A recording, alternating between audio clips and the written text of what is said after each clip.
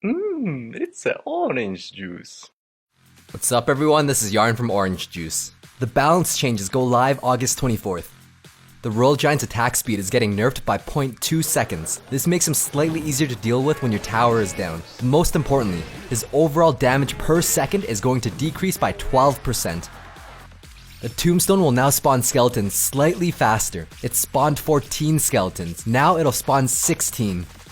Their increased spawn rate offers more utility in both defense and support. The Bowler is getting a buff. He's gonna cost 5 elixir. To balance this, his health is being reduced by 7% and his damage is being reduced by 10%. To put those reductions into perspective, his elixir cost is lowered by 17%. This is a huge buff. This already strong card just got even stronger. This elixir reduction allows you to integrate him into a larger variety of decks. He'll still kill these units in 3 shots. With this health reduction, the Mini P.E.K.K.A will now be able to kill the Bowler in 3 swings instead of 4. In terms of absolute damage, he'll no longer be able to one-shot archers.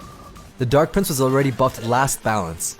The buff doesn't directly change his interaction with other units, but it'll help him deal more damage to the arena tower. The biggest complaint about the baby dragon is that it would stutter and reset its attack animation if a unit died before it could attack. This increased attack speed will make it more viable. It also indirectly increases its damage per second by 13%. He'll be more viable as a splank. The Lumberjack is getting a speed boost. He's now a very fast unit. His attack speed is increasing, but his damage is decreasing, from 260 to 200. However, the increased attack speed brings his overall damage per second up 50.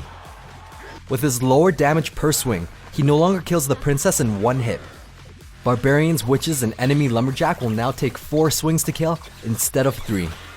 Zap is probably the most used card in the game right now. It offers far too much utility. With a reduction in stun time, it won't provide as much value for 2 elixir. The Log currently feels more like an epic card rather than a legendary. The Log is going to deploy 66% faster, as well as roll 20% faster. Hang on tight, Supercell might buff the Log even more with the next client update, possibly to push back all units. This will bring the Log into legendary status.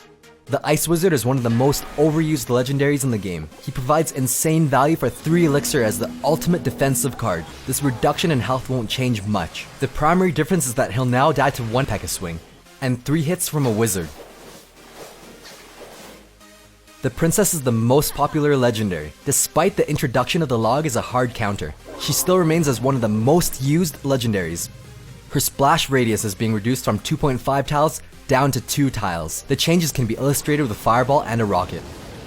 This means it'll be harder for her to hit all of the units with her attack. The Miner's accidental deploy time buff is being reverted back to 1 second. The Arena can kill the Miner 1 arrow earlier, so he'll be chipping the tower slightly less. The Golems and its Golemites are receiving a slight health, damage, and death damage boost. This won't change much in terms of its interaction with other units or the towers to be noticeable. The P.E.K.K.A is receiving a 5% damage boost. This means she'll now kill the Ice Wizard and Witch in 1 hit instead of 2. But good luck getting the P.E.K.K.A to reach those back-end support units. Archers can kill goblins in 2 shots at all levels except when they're both at level 9 and 13. This buff fixes the rounding error. The Prince's Charge Strike kills barbarians in 1 shot at all levels except level 13. This buff also fixes the rounding error. Thanks for watching. Stay tuned for more quality OJ.